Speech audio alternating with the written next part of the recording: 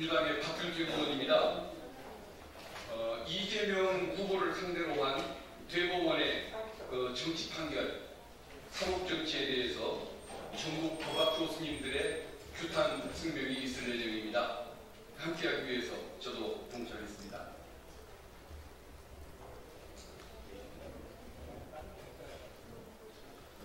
자, 여러분들 안녕하십니까. 오늘 전국 로스쿨과 법과대학의 법학 교수님들이 이번에 조희대 대법원의 이재명 허위사실 공표죄에 대한 유죄 취지 파기 환송 판결에 대해서 말하자면 규탄을 하는 성명을 연명을 계속해서 이제 받아봤습니다.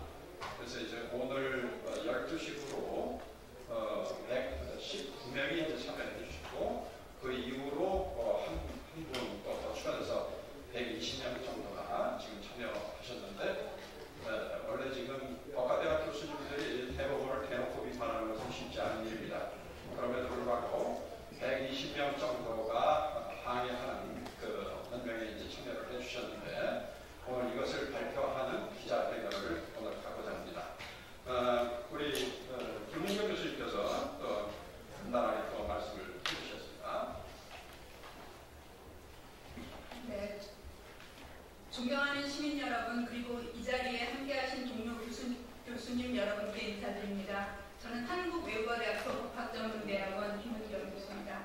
오늘 저희는 법의 이름으로 민주주의를 훼손하고 헌법의 근간을 흔드는 대법원의 위헌적 판결에 맞서서 침묵하지 않기 위해 비장한 마음으로 이 자리에 섰습니다. 전국 법학 교수들은 법 앞에 평등해야 할 국민의 권리가 정치적 판단으로 훼손되는 것을 좌시할 수 없으며, 특히 이번 대법원의 이재명 후보에 대한 허위사실 공표죄 유죄 취지 파기환송 판결은 헌법상 적법 절차 원칙과 국민 주권, 표현의 자유를 정면으로 위반한 사법정치의 산물이라고 규정합니다. 이 판결은 전례 없는 속도로 진행된 절차적 정당성을 결여한 것이며, 유죄 여부가 법리에 따라서가 아닌 정치적 고려에 따라 판단되었음을 강하게 의심되게 하는 사건이었습니다. 특히 대선을 불과 한 달 앞두고 유력 후보의 피선거권을 박탈하는 시도는 사법권의 정치 개입이자 민주주의에 대한 심각한 도전입니다. 저희는 이를 사법내란이라고 칭합니다.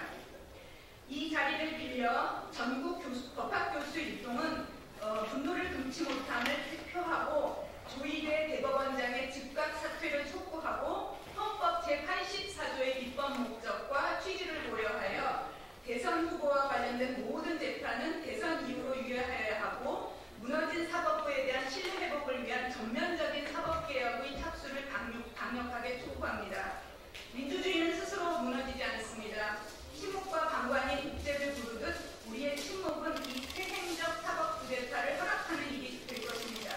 우리는 법과 정의를 가르치는 학자이자 시민으로서 오늘 이 자리에서 그 책임을 다할 것을 강조합니다. 이러한 취지를 담아 한양대학교 법학전문대학원 방승주 교수를 시작으로 하는 시국선언문을 낭독하겠습니다. 감사합니다.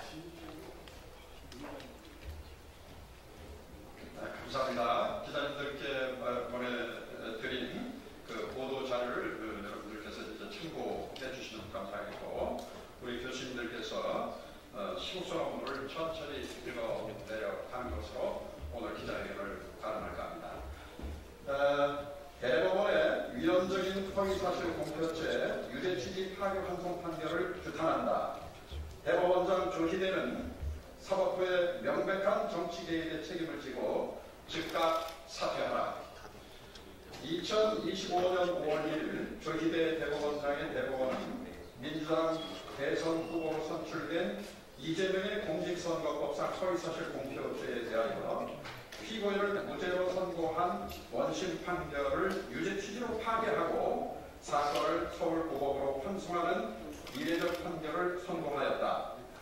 이는 항소심 판결에 대한 상고심이 접수된 지 36일 대법원장 직권으로 상고심 재판을 전원 합의체로 회부한 지 9일 만에 판결 선고로서 윤석열 파면 선고에 따라 확정된 조기 대선일을 불과 30여일을 앞두고 이루어진 초고속 급발진성 전원합의체 판결 선고이다. 그리고 조희대 대법원장의 정치행위이자 대법원의 명백한 개선 계기라고 보지 않을 수 없다. 조희대 대법원의 유죄 취지 파기 환송 판결은 절차적으로 보나 그 내용적으로 보나 헌법과 법률에 위반될 소지가 크고 정당성도 결여된 판결이 판단된다. 그 이유를 말씀을 드리겠습니다.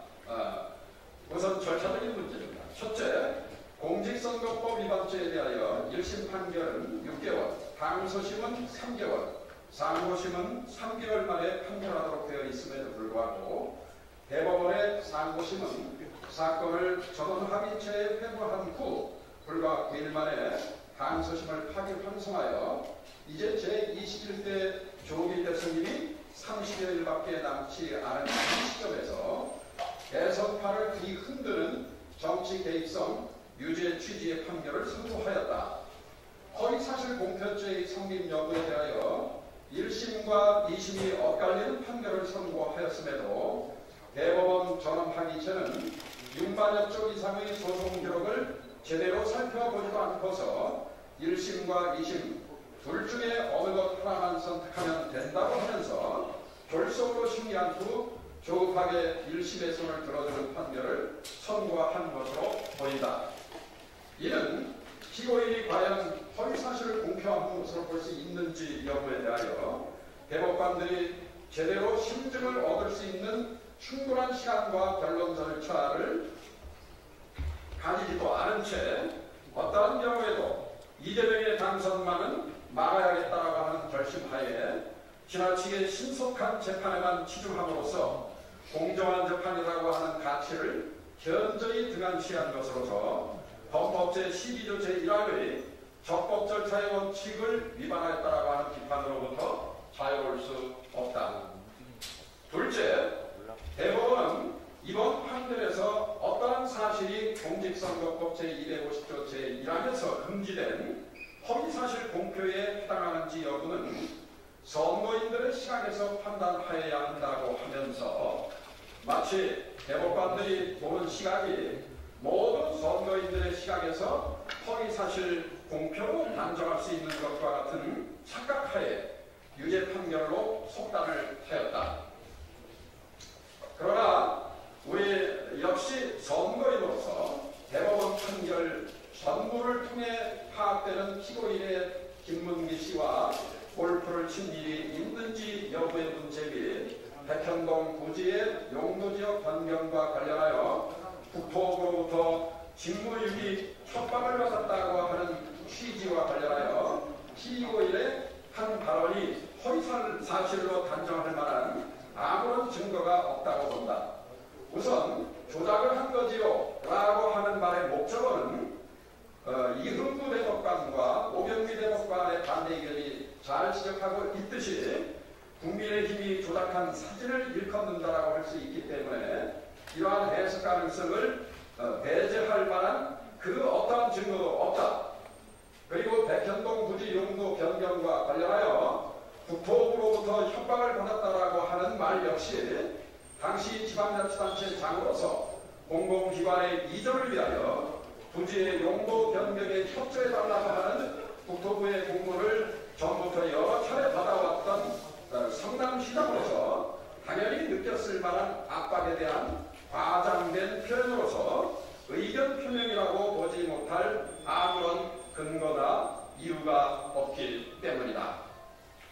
이러한 발언을 이유로 대법원 전원합의체가 선거인에게 주는 전체적인 인상을 기준으로 라고 하는 장막 뒤에 숨어서 전국민적 지지를 받고 있는 차기 유력 대선 후보인 이재명이 마치 무슨 흉악한 범죄를 저지른 범죄인인 것처럼 선고하고 이에 이어서 파기환송심이 조기 대선일인 6월 3일 전에 당선부에 해당하는 100만원 이상의 유죄 판결을 선고해버린다면 이런 잘못된 판결로 후보자의 피선거권과 선거운동의 자유 및 표현의 자유를 과잉하게 침해하고 박탈하는 것일 뿐만 아니라 궁극적으로 유권자가 스스로 판단할 수 있는 기회를 박탈하는 것이기 때문에 국민 주권을 선언하고 있는 헌법 제1조 제2항과 자유선거의 원칙에도 위반될 수 있었으나 어저께 다행스럽게 서울법원이 이러한 공판지를 대선 후인 6월 18일로 연기를 했습니다. 그래서 아주 다행스러운 일이라고 생각을 합니다. 자, 다른 교수님께서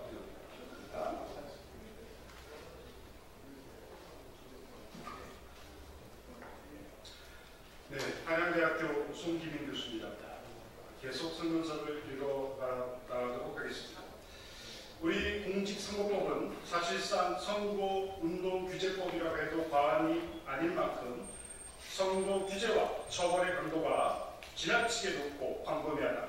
그 이유는 공정선거에만 치우친 나머지 선거의 자유를 지나치게 등한시하고 있기 때문이다.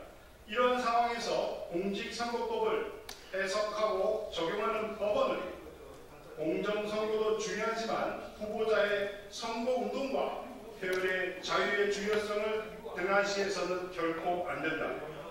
후보자의 어떠한 표현이 다소 과장된 표현이 들어가 있어 일부 사실에 부합하지 않는 측면이 있다 하더라도 민주주의의 공론의 장에서 그러한 일부 사실에 부합하지 않는 부분은 유권자들의 독자적인 판단에 의해서 자율적으로 자연스럽게 교정되고 치유될 수 있다.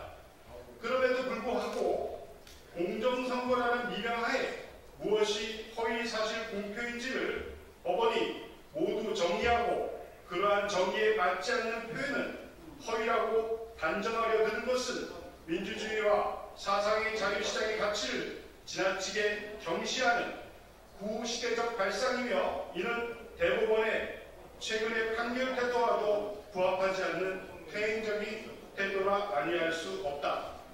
더구나 이번 조기 대선이 무엇인가? 이는 윤석열의 위헌적인 12상 비상경과 내란행위로 인한 헌법재판소의 대통령직 파면 선고로 인하여 치루어지는 조기 대통령 선거가 아닌가?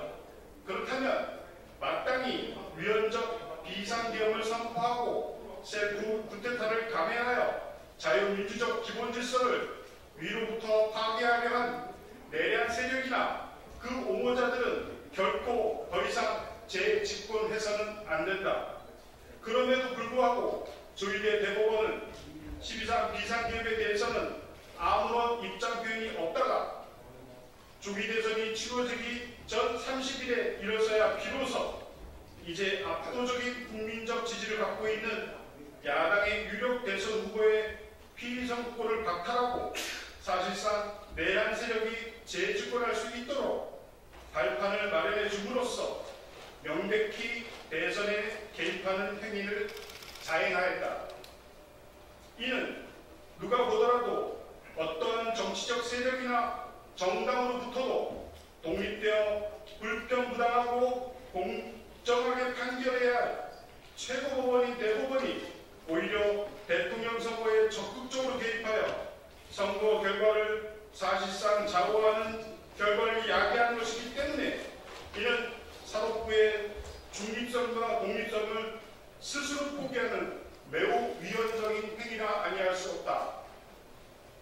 따라서 한송시민 서울고법은 12.3 비상경 당시 의결 정족수가 다 차지하는 것 같으니 문을 부수고라도 들어가서 의원들을 밖으로 끄집어내라고 하는 대통령의 잘못된 명령과 지시에 대하여 거부하고 따르지 않는 계엄군들과 같이 부당한 대법원의 파기환선 판결에 결코 그대로 따라서는 안 될 것이며 공판기일을 조기 대선 이후로 유예하는 것은 마땅하다.